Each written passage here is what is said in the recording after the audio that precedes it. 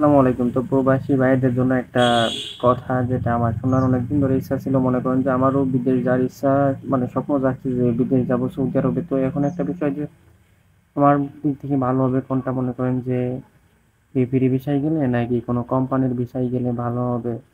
এই বিষয়ে একটু যদি পরামর্শ দিতেন প্রবাসী ভাইয়েরা একটু কমেন্টে যদি বলে দিতেন যে কোনটা করলে ভালো হবে আমার জন্য। যেহেতু আমি মোটামুটি কিছু টুকটাক কাজ জানি যেটা ইসের কাজ জানি, টাইলসের কাজ জানি এবং ইসের কাজ জানি।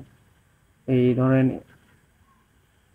রডের কাজ এবং একটু হালকা পাতলা রঙের কাজ এইসব টুকিটাকি কাজ জানি। তো এই বিষয়ে বলতে গেলে আমার কোনটা ভালো হবে? যেহেতু আমার বিদেশ যাওয়ার ইচ্ছা আর স্বপ্ন আছে যে সৌদি আরব যাবো। তো একটু যদি বলতেন সবাই তাহলে আমার দিক থেকে ভালো হতো।